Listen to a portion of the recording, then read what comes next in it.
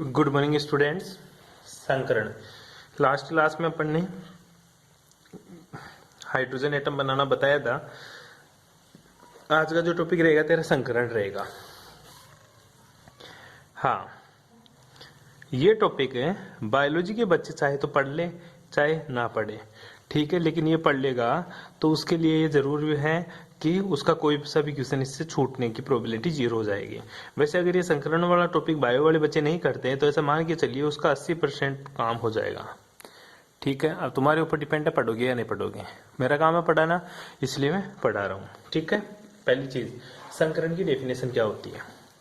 Simple सी definition होती है बेटा, बचपन की क्लासों से पढ़ते आ रहे हो तुम, कि एक परमाणु में क्या होता है, अलग अलग समान ऊर्जा के हो लेकिन अलग अलग आकृति के परमाणु कक्षक जुड़कर क्या बनाते हैं, एक संकरित कक्षक बनाते हैं। नई ऊर्जा का और नई आकृति का क्या बनाते हैं, कक्षक। उन्हें क्या बोलते हैं अपन, संकरित कक्षक कहते हैं। और इस फिनोमिना को क्या कहते हैं, संकरण, ठीक है। तो डेफिनेशन क्या होती है, लगभग समान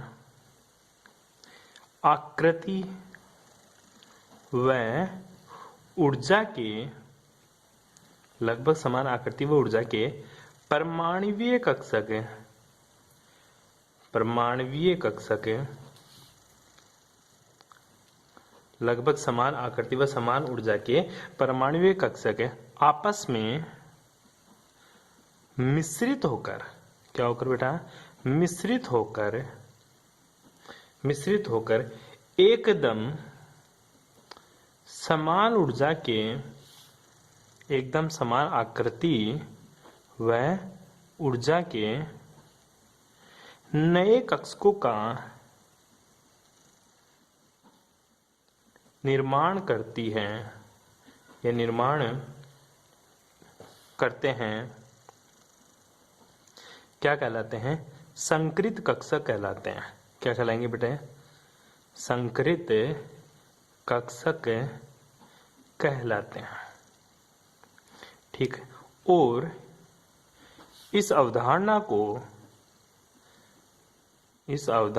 को संकरण कहते हैं, ठीक है। इधर देख, काम की बात एक, जो संकरण है ना, ये अपन इनऑर्गेनिक केमिस्ट्री में पढ़ते हैं। वैसे मोस्टली अपन ने पिछली क्लासेज में या पिछली जो भी अपनी क्लासें थी बीएससी फर्स्ट सेकंड, उनमें अपन ने जो हाइब्रिडाइजेशन पढ़ा था वो पढ़ा था बेटा अपन ने बीएससी फर्स्ट में, उनमें इनऑर्गेनिक केमिस्ट्री में, ठीक है, अकार्बनिक रसायन में। यहाँ फिजिकल केमिस्ट्री में पढ़ रहे हैं। ऐसा क्यों गुरुजी? तेरे को एक बात बताऊं, इनऑर्गेनिक की उत्पत्ति ही फिजिकल से हुई है। जो इनऑर्गेनिक केमिस्ट्री है उसकी उत्पत्ति फिजिकल केमिस्ट्री से हुई है, और फिजिकल में भी क्वांटम केमिस्ट्री से। सभी के सभी S block, P block, D block, सारे के सारे sp, sp2, sp3, ये जो भी हाइब्रिडाइजेशन है सारे के सारे तेरे फिजिकल केमिस्ट्री में, क्वांटम केमिस्ट्री से उत्पन्न हुए हैं, ठीक है। बस वहां पे अपन उसको इनऑर्गेनिक में पढ़ते हैं। कैसे पढ़ते हैं वो वहां पढ़ना बता ही दिया था। हाँ, ये कैसे हुआ यहाँ वो देखते हैं अपन फिजिकल केमिस्ट्री में, क्वांटम में। इसमें पहला जो संकरण पढ़ेंगे अपन वो पढ़ेंगे तेरा sp संकरण। कौन सा पढ़ेंगे, sp संकरण। तेरे सिलेबस में 2 ही है, 3 ही है, sp, sp2, sp3, ठीक है। तो जो पहला संकरण पढ़ेंगे वो अपन sp पढ़ेंगे, ठीक है। इस संकरण में क्या होता है, एक तो s कक्षक है, ठीक है, और दूसरा कौन सा, p कक्षक। ये दोनों क्या है, परमाणुवीय कक्षक। इसमें एक ही परमाणु के s एवं p कक्षक आपस में मिश्रित होकर एकदम समान ऊर्जा और समान आकृति के 2 नए sp संकरित कक्षकों का निर्माण करते हैं।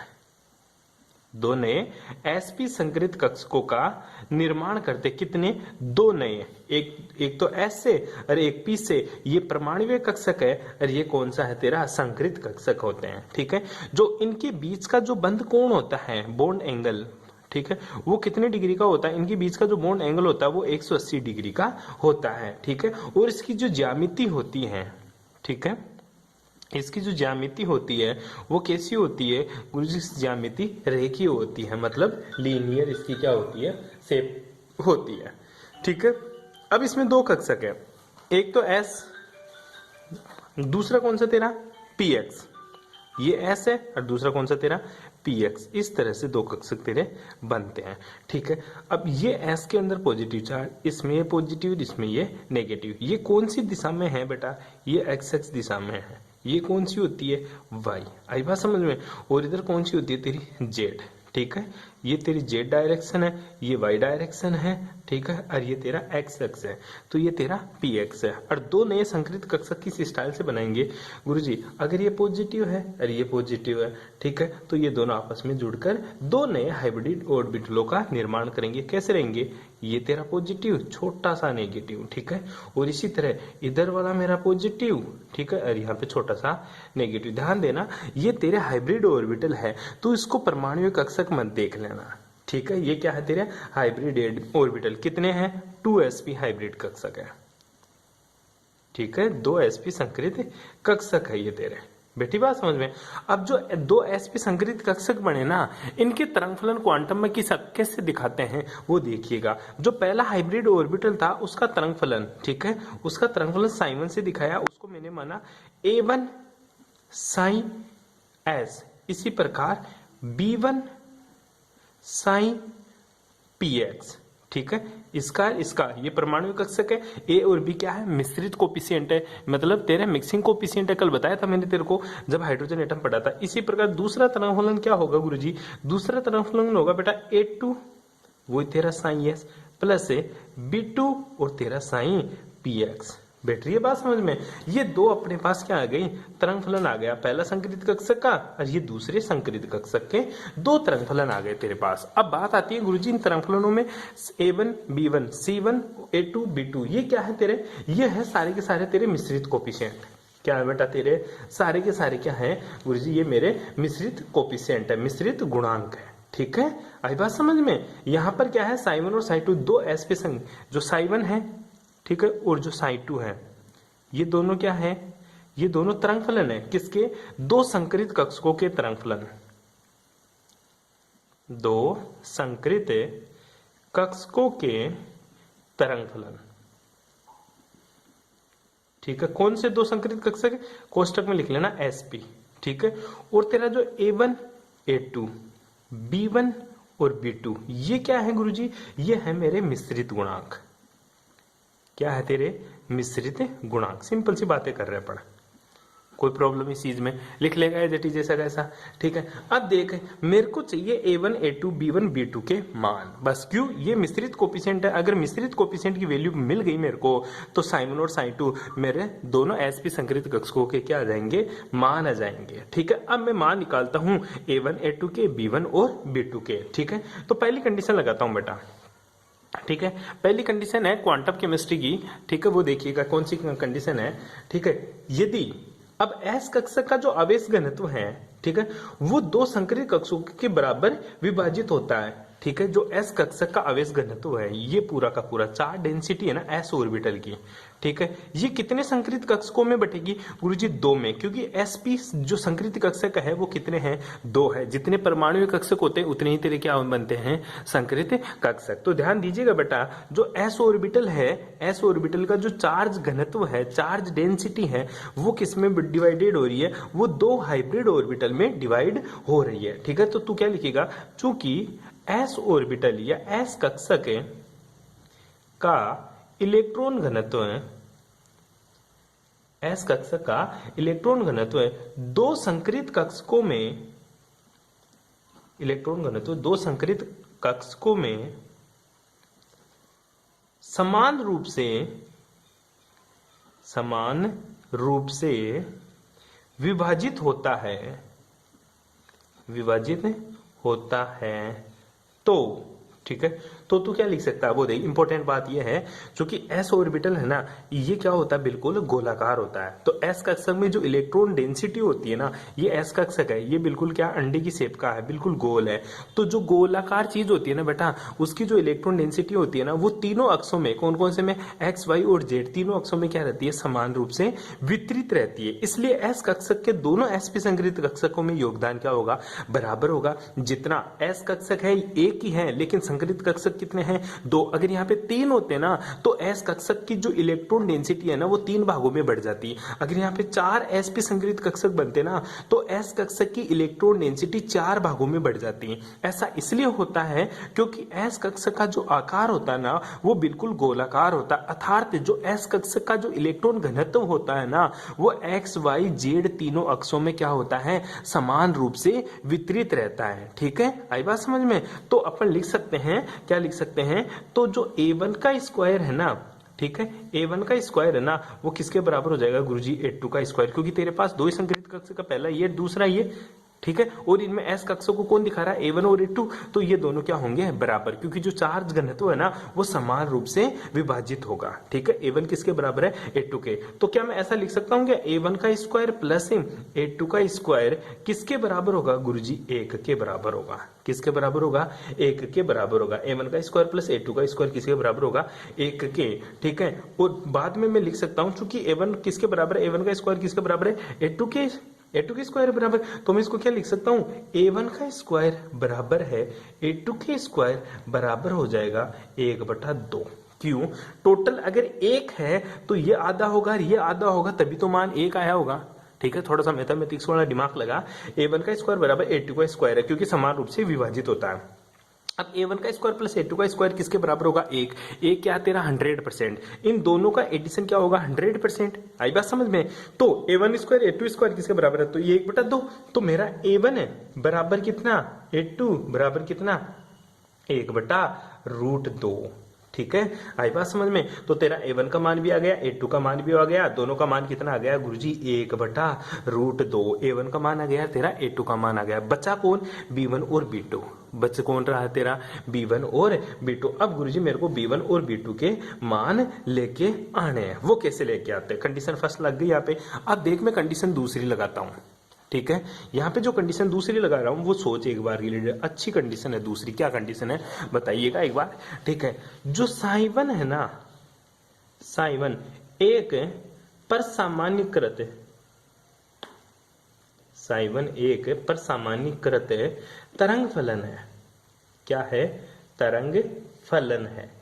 ठीक है, साइवन एक पर सामान्यीकरण तरंग फलन है, अतः पर सामान्यीकृत का मतलब नॉर्मलाइज वेव फंक्शन है। ठीक है, और तुझे पता है नॉर्मलाइजेशन की कंडीशन क्या होती है गुरुजी, साइवन डॉट साइवन स्टार डेल्टा टो बराबर क्या होता है 1, या इसी को भी लिख सकता हूं मैं, साइवन का स्क्वायर डेल्टा टो बराबर क्या लिख सकता हूं गुरुजी, 1। ये कंडीशन होती है नॉर्मलाइजेशन की। वैल्यू पुट करते बेटा, साइवन की वैल्यू किसकी पुट करेगा, साइवन की, और साइवन का मान कितना है, a1 sine s plus b2 Sai px। ठीक है, आराम से इसकी कंडीशन की वैल्यू पुट करते हैं अपन।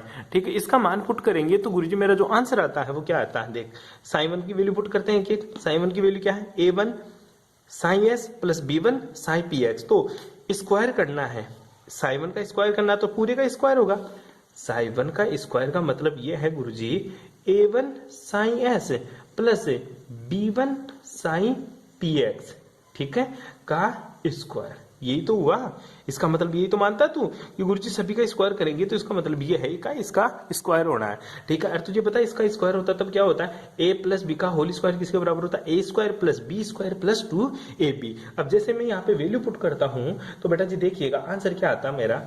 ठीक है, आंसर वैल्यू क्या आती है यहाँ पे, अगर मैं इसके मान रखता हूँ किसका, कि साइवन का, साइवन का मान क्या है, a1 sine s plus b1 sine px का होल स्क्वायर, और वो डेल्टा टो। मान कितना आएगा, मान आ जाएगा गुरुजी इसका स्क्वायर। ठीक है, किसका स्क्वायर, a1 का स्क्वायर। ठीक है, अंदर क्या आ जाएगा, साइन s का स्क्वायर डेल्टा टो।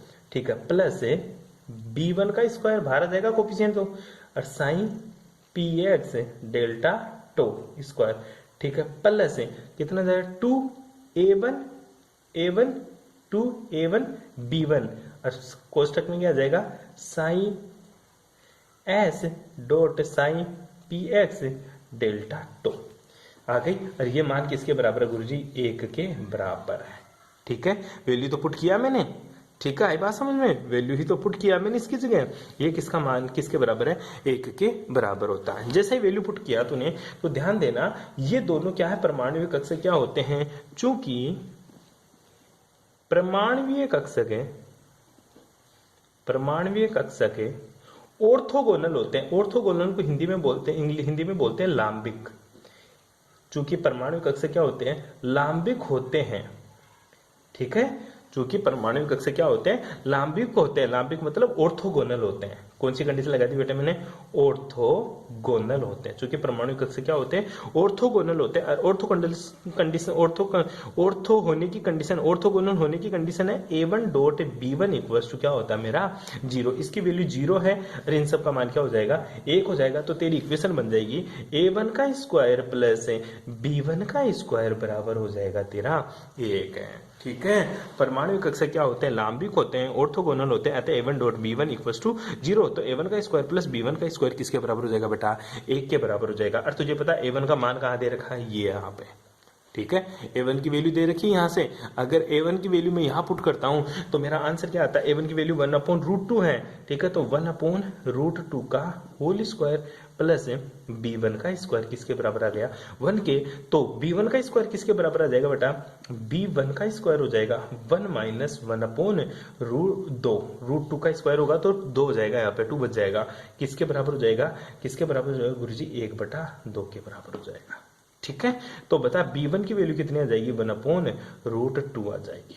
b1 की वैल्यू क्या आ जाएगी, 1/√2 आ जाएगी। कोई दिक्कत यहाँ तक।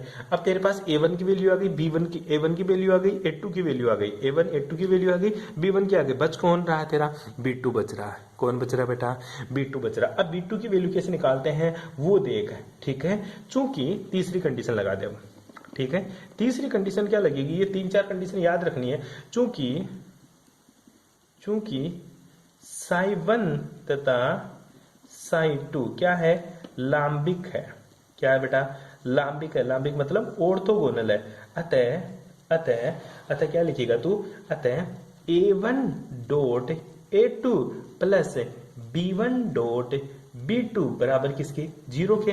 लांबिक होने की कंडीशन यही तो होती है, ठीक है। a1 dot a2 plus b1 dot b2। इसको तो ऐसा भी लिख सकता है, psi1 डॉट psi2 किसके बराबर हो जाएगा, 0 के। और psi1 की वैल्यू क्या है, a1 वाली, a1 sine s plus b1 sine px। ये फंक्शन है, इसका अपना कोई मतलब नहीं है, फंक्शन का कोई मतलब नहीं होता अपने। बस ये कंडीशन याद रखनी है लांबिक होने की, a1 dot a2 plus b1 dot b2 equals to 0। a1 का मान कितना, 1/√2।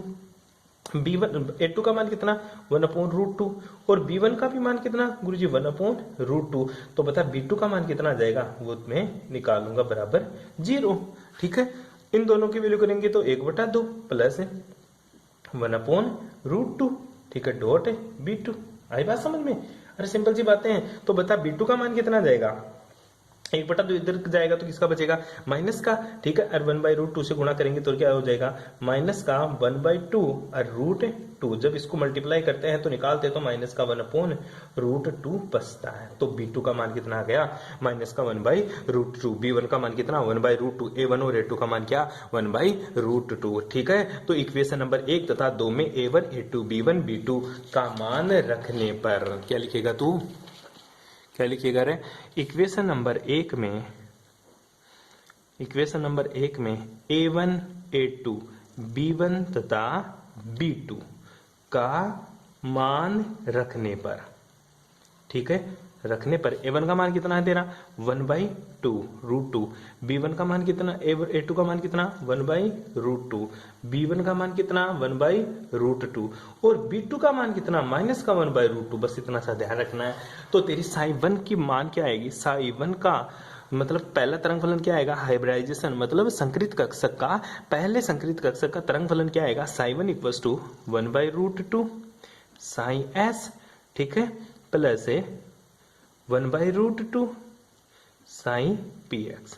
इसी तरह इसको मैं आगे लिख सकता हूं क्या, 1/√2 कॉमन ले लूं तो क्या हो जाएगा, sine s plus sine px, ठीक है। और साइन 2 का मान क्या आएगा वो देखिएगा एक बार के लिए, वो आएगा गुरुजी 1/√2 साइन एस। अब माइनस आ जाएगा क्योंकि ये माइनस है b2 का मान, b2 का मान क्या है, माइनस का 1/√2 साइन px, ठीक है। कॉमन क्या ले लेगा, अगर 1/√2 कॉमन ले लूं तो आंसर क्या आएगा, साइन एस माइनस का साइन px। ये तेरे को याद रखना है, इस तरह से तेरे को हाइब्रिडाइजेशन करना होता है।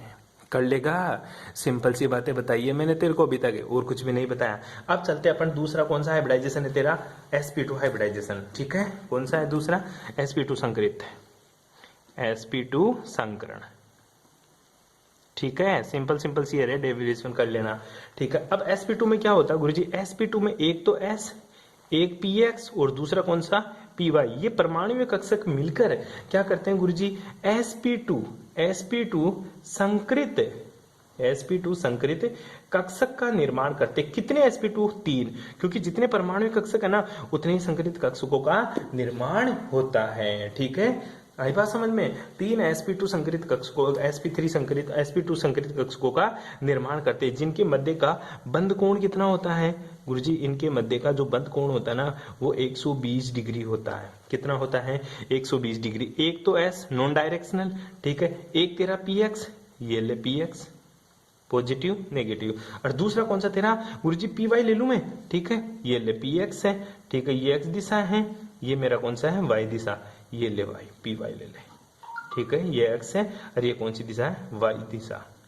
ठीक है, तो ये x वाला है px वाला, ये कौन सा है py वाला, और तीनों मिलकर 3 संकृत कक्षकों का निर्माण करते हैं। कैसे गुरुजी, एक तो s है, दूसरा ऐसे, मैं तेरे को फिर से बोल रहा हूं, ये परमाणु कक्षकों का संयोजन नहीं है।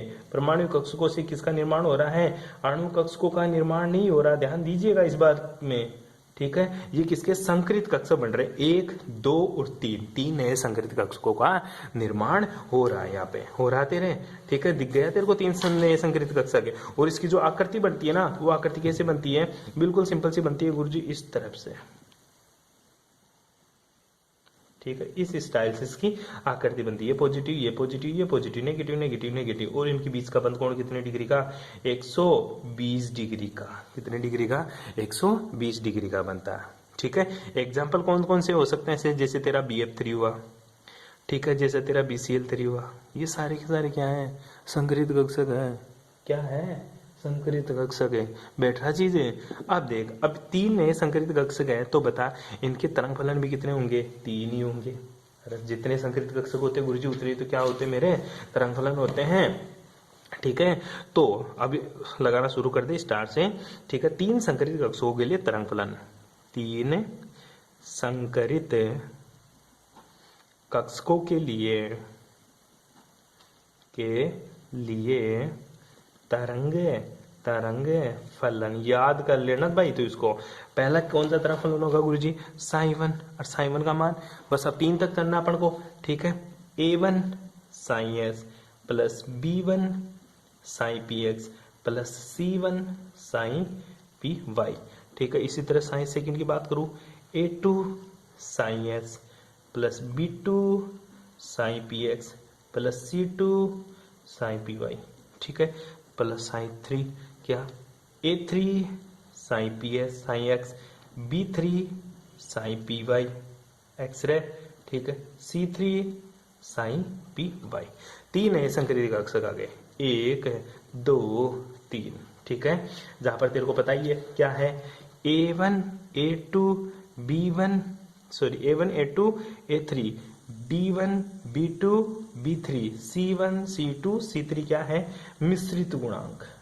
क्या है, मिश्रित गुणांक। और इन्हीं के तेरे को क्या लेके आना है, मान लेके आना है। जैसे अपन ने वहां पे कंडीशन लगाई 3 कंडीशन, बस वही कंडीशन इनमें पुट करता जाना और इन सभी के मान आ जाएंगे। पहले तो अपन तीनों के एक साथ निकाल लेंगे, कैसे, क्योंकि एस कक्षक का जो आकार होता है वो क्या होता है, एस कक्षक की आकृति गोलाकार होती है, आवेश घनत्व तीनों sp3 संकरित कक्षकों में बराबर विभाजित होती है। ठीक है, तो पहली स्टार लगा दे 1 नंबर वाला पॉइंट। 1 नंबर का पॉइंट क्या रहेगा, देख ले एक बार के लिए। पहले नंबर का जो पॉइंट लगाएंगे वो क्या लगाते हैं अपन हर बारी, ये लगाते हैं गुरुजी, एस कक्षक की आकृति, एस कक्षक की आकृति क्या होती है, आकृति गोलाकार होती है। एस कक्षक की आकृति क्या होती है, गोलाकार होती है। अतः इसका आवेश घनत्व है, अतः इसका आवेश घनत्व, ठीक है, आवेश घनत्व तीनों sp2 संकरित कक्षकों में बराबर क्या रहे, बराबर विभाजित होता है, बराबर विभाजित होता है। ठीक है, तो देख ला आवेश घनत्व है इसलिए अपन स्क्वायर करते हैं, तो क्या बोलेंगे अपन a1 का स्क्वायर बराबर a2 का स्क्वायर बराबर a3 का स्क्वायर होगा, क्योंकि तीनों क्या होंगे बराबर। और मैथमेटिक्स वाले दिमाग लगा सकते हैं, तेरे को पता है a1 का स्क्वायर प्लस a2 का स्क्वायर प्लस a3 का स्क्वायर किसके बराबर लाना है, 1 के। और ये तीनों का एडिशन 1 के बराबर कब होगा, जब तीनों का मान कितना हो 1/3 प्लस 1/3 प्लस 1/3। नहीं गुरुजी 1/√3 प्लस 1/√3 प्लस 1/√3, जब तीनों का एडिशन करेगा स्क्वायर करके तो एक ही उसका आंसर आना है। तो यहाँ पे जो तेरा a1 का स्क्वायर बराबर a2 का स्क्वायर बराबर जो a3 का स्क्वायर है ये किसके बराबर हो जाएगा 1/3 के बराबर। स्क्वायर करेंगे 1/3 के बराबर इनका आंसर आ जाएगा। अरे बैठ रहा है 1/3 के बराबर हो जाएगा।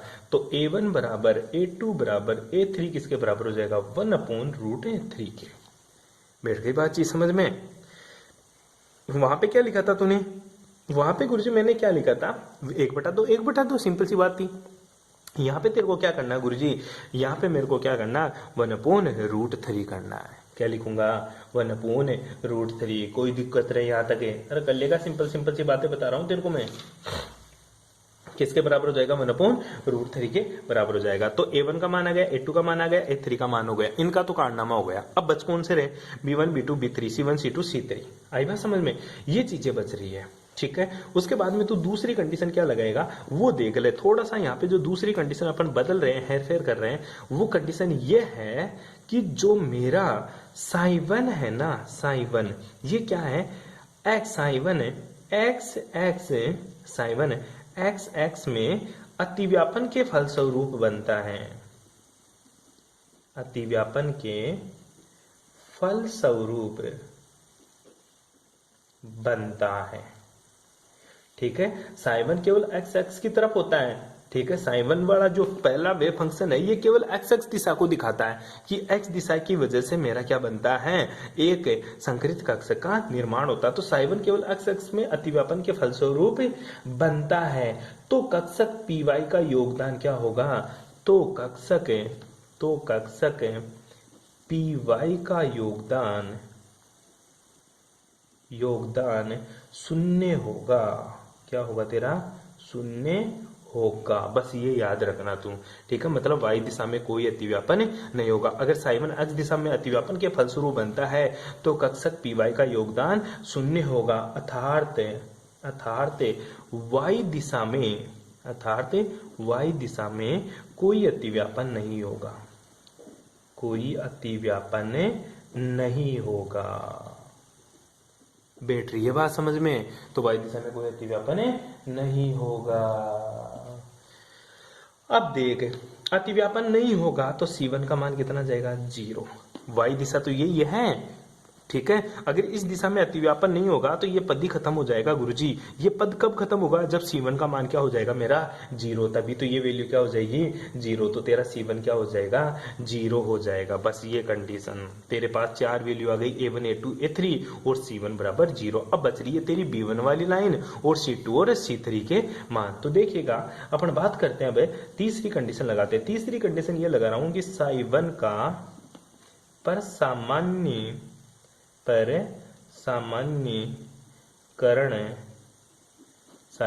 सामान्यीकरण करने पर। ठीक है, मतलब नॉर्मलाइजेशन करने पर। नॉर्मलाइजेशन की कंडीशन याद है तेरे को। ठीक है गुरुजी, नॉर्मलाइजेशन की कंडीशन सीधी सी होती है साइवन डॉट साइवन स्टार डेल्टा टो बराबर क्या होता है बेटा 1। अब मैं इसका तेरे को खोल खोल के नहीं बता रहा इसको कैसे कैसे करेगा, अब याद करना सीख ले डायरेक्ट। जब तू साइवन का परसामान्यीकरण करेगा तो सीधी सी वैल्यू आएगी A1 का स्क्वायर प्लस B1 का स्क्वायर प्लस C1 का स्क्वायर बराबर 1। लेकिन तुझे पता है C1 का मान क्या है 0। ठीक है, और A1 का मान तेरे को पता है कितना है, A1 का मान आ गया 1/√3। तो तेरा B1 का स्क्वायर तू निकाल सकता है। तो A1 की वैल्यू 1/3, A1 का स्क्वायर 1/3 हो जाएगा, इसका क्यूब हट जाएगा, रूट हट जाएगा। ठीक है, B1 का स्क्वायर प्लस 0 इक्वल्स टू 1। तो B1 का स्क्वायर किसके बराबर हो जाएगा 1 माइनस 1/3। तो B1 किसके बराबर हो जाएगा 3 2 2/3 का रूट। ये ले B1 की वैल्यू आ गई। आ गई तेरी B1 की वैल्यू। इसी तरह तू B1 और B2 और B3 की वैल्यू कैसे निकालता है। एक लाइन का और बच रहा है तेरा सिंपल सा, वो देख ले क्या बच रहा है गुरुजी। देख ले अब चौथी कंडीशन, तीन कंडीशन तो तूने लगा दिया, अब जो चौथी कंडीशन लगाएगा वो क्या लगाएगा, देख ले चौथी कंडीशन एक बार के लिए। ठीक है, चौथी कंडीशन है, ठीक है, psi1 तथा psi2, ठीक है, वह psi1 तथा psi3 क्या है, पर लांबिक, कौन सी कंडीशन, लांबिक शर्त लगाने पर, शर्त लगाने पर, लांबिक शर्त मतलब psi1 डॉट psi2 बराबर 0 और psi1 डॉट psi3 बराबर क्या 0। अगर जब ये कंडीशन लगाएगा तो क्या आएगा, a1 dot a2 plus b1 dot b2 plus c1 dot c2, ठीक है, बराबर 0। और इधर लगाएगा तो क्या हो जाएगा, a1 dot a3 plus b1 dot b3 plus c1 dot c3 बराबर कितना 0। तुझे पता c1 की वैल्यू क्या 0, a1 की वैल्यू क्या 1/√3, ठीक है, a2 की वैल्यू क्या 1/√3 और b1 की वैल्यू क्या अभी निकाली तूने, b1 की वैल्यू क्या निकाली थी, रूट 2/3, ये तो निकाली थी तूने, √2/3, b1 की वैल्यू अभी निकाली। ठीक है, इस तरह से तू यहाँ से b2 ले लेगा। यहाँ पे c1 की वैल्यू क्या 0, a1 की वैल्यू क्या 1/√3, a3 की वैल्यू क्या 1/√3, तो बता b1 की वैल्यू क्या √2/3। तो वैल्यू पुट करेगा तो तेरे आंसर यहाँ से तो किसकी वैल्यू मिलेगी b2 की, और यहाँ से किसकी आंसर मिलेगी b3, किसका आंसर मिलेगा B3 का। सिंपल सी बात है। तो तेरा B2 का मान कितना आ जाएगा वो देख, B2 का मान आ जाएगा गुरुजी A1 dot A2 divided by तेरा B1, और यहाँ से तेरा B3 का आंसर कितना आ जाएगा A1 dot A3 divided by B1। आई बात समझ में। जब B2 का आंसर कितना आ जाएगा, वैल्यू पुट कर दे सारी जो भी वैल्यू दे रखी है, B2 का आंसर माइनस का 1/√6 आ जाएगा। इसी तरह B3 का जो भी आंसर आएगा वो क्या आएगा, माइनस का 1/√6। ये ले B2 और B3 का भी आंसर आ गया। कैलकुलेशन ये सारा कैलकुलेशन करेगा तो निकाल सकता है। ठीक है, B2 और B3 आ गया। अब पांचवी कंडीशन, चौथी के बाद में कौन सी कंडीशन बेटा, पांचवी कंडीशन। पांचवी कंडीशन क्या है, psi2 का प्रसामान्यीकृत करण, psi2 का प्रसामान्यीकरण करने पर। अब psi2 का प्रसामान्यीकरण कर, ठीक है, psi2 का जब तू प्रसामान्यीकरण की कंडीशन लगाएगा तो क्या हो जाएगा, a2 का स्क्वायर प्लस a2 का स्क्वायर प्लस b2 का स्क्वायर प्लस c2 का स्क्वायर बराबर क्या हो जाएगा 1। a2 का वैल्यू तुझे पता है, b2 की वैल्यू तुझे पता है, और c2 की तू निकाल सकता है। कैसे, c2 का स्क्वायर किसके बराबर हो जाएगा गुरुजी 1 माइनस a2 का स्क्वायर प्लस b2 का स्क्वायर, ठीक है, और c2 का स्क्वायर किसके बराबर हो जाएगा 1 माइनस 1/3 प्लस b2 का मान तेरे पास अभी आ गया 1/6। ठीक है, जब इसका आंसर निकालेगा तो c2 का स्क्वायर किसके बराबर आ जाएगा गुरुजी, c2 का जो स्क्वायर आना है गुरुजी वो 1/2 के बराबर आ जाएगा, और c2 का मान किसके बराबर हो जाएगा 1/√2 के। आई बात समझ में। ये ले तेरा c2 का मान भी आ गया। अब बच रहा कौन सा, c3। अब वापस से लगाएंगे प्रसामान्यीकरण की कर, या फिर लांबिक होने की कंडीशन लगा दे। क्या कंडीशन लगा देगा, छठी कंडीशन, दोनों में से कोई सी लगा दे। कंडीशन कौन सी, psi2 तथा psi3 लांबिक होने पर, लांबिक होने पर, लांबिक होने की कंडीशन लगा दे। psi2 डॉट psi3 बराबर 0, मतलब a2 dot a3 plus b2 dot b3 plus c2 dot c3 equals to 0। a2 का मान कितना गुरुजी 1/√3, a3 का मान 1/√3, b2 का मान कितना है अभी अभी निकाला तूने b2 का मान, b2 का मान माइनस का 1/√6 है, ठीक है, और b3 का मान कितना निकाला माइनस का 1/√6, ठीक है, प्लस c2 का मान कितना, c2 का मान 1/√2, और तो c3 का मान मैं निकालूंगा 1/3 प्लस 1/12 प्लस 1/√2 c3 बराबर 0। तो तेरा c3 जब कैलकुलेशन करेगा तो c3 का जो मान आएगा माइनस का 1/√2। ठीक है, सभी की वैल्यू लगा दे, a1 a2 a3 b1 b2 b3 तथा c1 c2 c3 का मान रखने पर, तो साइन फर्स्ट क्या आ जाएगा, साइन फर्स्ट का मान हो जाएगा 1/√3, 1/√3, सिंपल सी बात है। और साइन एस प्लस दूसरा क्या जाएगा √2/3 साइन पी एक्स, ठीक है। और C3 का मान क्या था 0, इसलिए वो टर्म क्या आती थी 0। इसी तरह तो साइन सेकंड का मान निकाले, साइन सेकंड का मान क्या आ जाएगा 1/√3 sign s plus sign C2, B2 का मान कितना था, B2 का मान था गुरुजी यहाँ पे माइनस, गुरुजी यहाँ पे माइनस 1/√6 साइन पी एक्स, और C2 का मान कितना था 1/√2 साइन पी वाई, ठीक है। इसी तरह साइन थर्ड की वैल्यू क्या आ जाएगी 1/√3 साइन एस प्लस अब इसका मान माइनस का था 1/√6 साइन पी एक्स, और ये भी माइनस का 1/√2 साइन पी वाई, ठीक है।